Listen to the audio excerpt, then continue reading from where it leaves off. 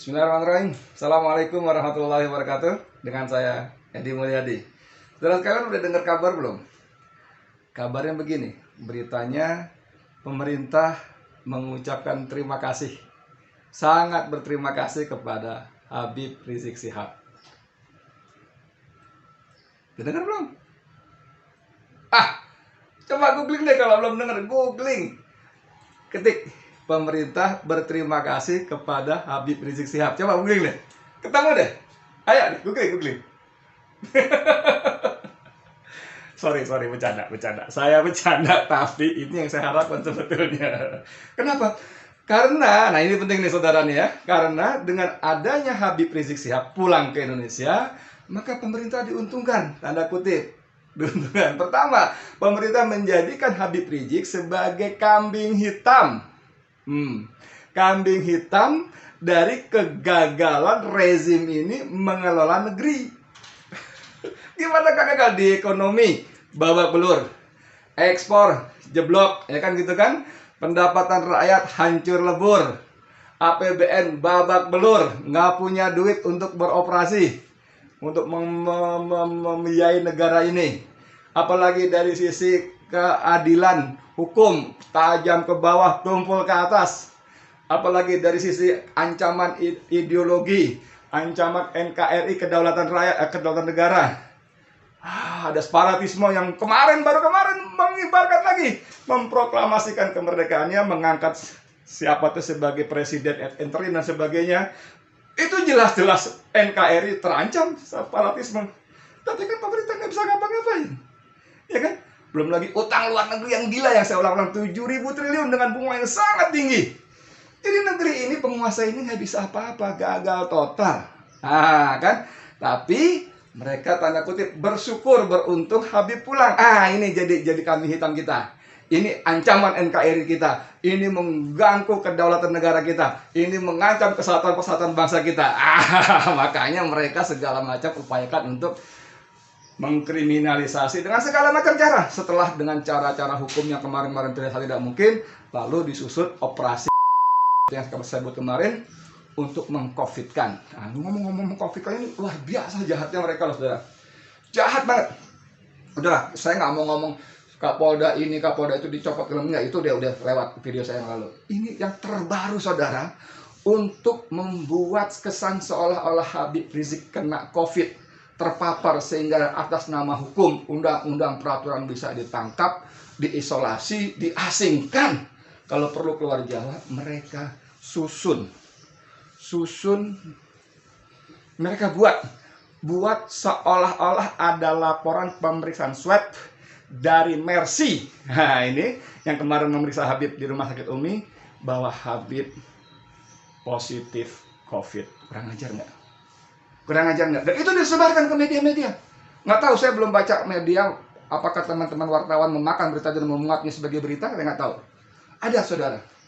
Aduh gila, nanti saya tunjukin di sela-sela tayangan video ini. Mereka palsukan saudara. Palsukan pemeriksaan tanggal sekian atas nama ini, swab pertama, swab kedua tanggal sekian, hasilnya positif. Jahat betul. Jahat betul ini. Penguasa jahat betul. Itu fitnah yang sangat keji. Nah, kembali ke soal tadi saudara. Jadi Habib ini betul-betul tanda kutip menjadi berkah, tanda kutip lagi menurut saya. Menjadi exit bagi penguasa yang minjam istilah Rocky Gerung dungu lah gitu ya. Kenapa nggak dungu? Bayangin ketika kita sibuk dengan COVID, ketika pemerintah menggiring semua opini kepada Habib Rizik sebagai musuh negara, musuh NKRI, pemerintah DPR kembali membahas RUU HIP yang kemarin ditolak besar-besar oleh seluruh elemen bangsa di banyak daerah, dibahas lagi. Kita tahu tuntutan kita kemarin, bahkan saya waktu jadi korlap aksi tanggal 24 Juni depan gedung DPR, saya sempat menjadi dipanggil polisi 2 kali karena ada eksiden, menurut saya tadi eksiden pembakaran bendera PKI plus bendera salah satu partai. Saya dipanggil 2 kali di polisi sebagai korlap. Itu kita tolak. Itu tidak dicabut dari prolegnas, program legislasi nasional. Dan sekarang di tengah kita ribut soal COVID, ketika pemerintah sibuk membangun opini Habib Rizik sebagai musuh negara, musuh NKRI, mereka kembali membahas undang-undang HIP. Jahat nggak tuh? Haluan ideologi Pancasila. Yang ada Trisila, ada Ekasila itu. Yang ada Neo-Nasakom dan ada PKI itu. Dan masih soal bagaimana mereka memanfaatkan, mengalihkan isu. Di tengah suasana seperti ini, mereka mengobral, menandatangani kontrak penjualan 200 juta ton batu bara dari Indonesia ke Cina. Nah, saya bacakan ini. 200 juta ton senilai 1,46 miliar dolar atau sekitar 20,6 triliun. Itu harganya berapa? Harganya menjadi 1 tonnya dijual 103.000 atau sekitar 7,2 miliar per ton dalam kontrak itu. Sebanyak 200 juta ton. Dijual 1 tonnya cuma 7,25 dolar per ton. Anda tahu berapa harga kontrak batu bara di pasar internasional? 70 ton per dolar. 70 dolar per ton. 70 dolar per ton. Jadi negeri ini menjual sumber daya alam kita, rakyat Indonesia, hampir 10% harganya di bawah harga pasar internasional.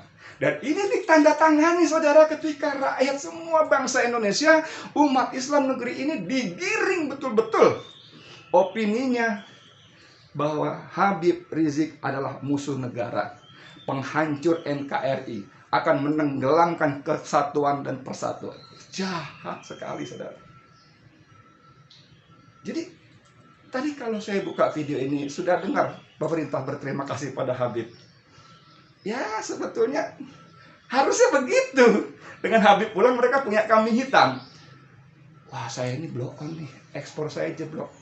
APBN saya babak belur, nggak punya duit. Kalau sampai Januari, Februari nggak dapat duit utangan, saudara.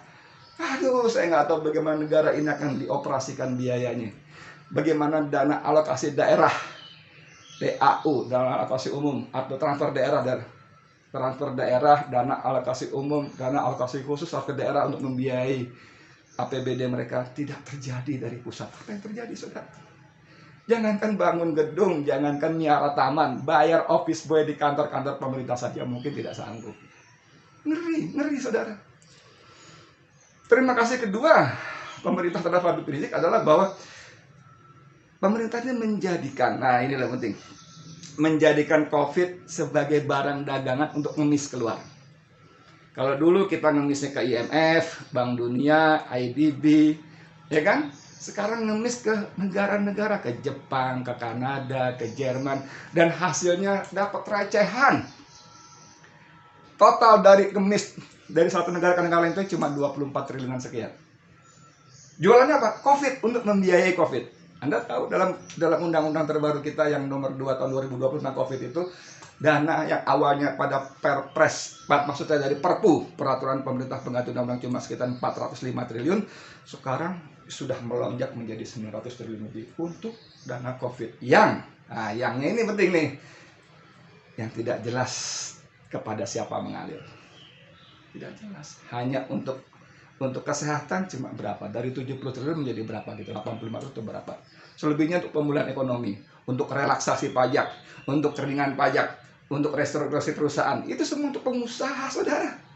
Untuk pengusaha. Bayangin. Jadi gimana ya mau ngomong ya? Sudah gitu ya. Kinerja di bawah bandrol. Kalau kemarin-kemarin Menteri Keuangan mengatakan ekonomi kita lesu, APBN kita berat karena situasi global, global, macam gitulah ya. Karena perang dagang Cina, Amerika, karena apa segala macam, semua global. Untuk menutupi kebodohannya, kelemahannya, ketidakmampuannya mengelola negeri khusus ekonomi, kali ini punya dagangan baru karena Habib Rizik penghancur yang akan membahayakan NKRI. Jahat, dan itu operasi main. Saya nggak tahu apa pertimbangan orang-orang di balik operasi memalsukan surat pemberita, surat hasil tes swab. Pakai Mercy lagi, bayangin Mercy kan secara logik paling gampang Mercy akan dengan mudah membuat pernyataan pers membantah. No, kami tidak pernah mengeluarkan surat hasil pemeriksaan swab seperti itu. Kan dengan mudah. Apakah mereka saking paniknya sehingga begitu bodohnya? Saya nggak tahu. Nggak tahu operasi dikelola oleh siapa, sama siapa saya nggak ngerti. Tapi ini menunjukkan kepanikan yang luar biasa. Itu bodoh sekali. Bikin surat hasil pemeriksaan swab palsu. Memakai lembaga tertentu namanya Mercy yang reputasi internasional sudah teruji, sudah terbukti. Jadi gimana ya? Ngomong apa? Apakah pemerintah akan berterima kasih pada Habib? Habib, makasih ya Habib Rizik ya. Anda pulang. Kami pemerintah yang nggak bisa mengelola negara ini, yang negara ini hampir bangkrut, nggak punya duit, cari utangan ke sana kemari, yang kami paksa Bank Indonesia untuk mencetak duit untuk membiayai negara ini, sebetulnya juga pengalokasi aja tidak jelas kepada siapa, berapa rupiah dan sebagainya. Anda datang, Bib, terima kasih. Mohon maaf ya, Anda jadi kambing hitam.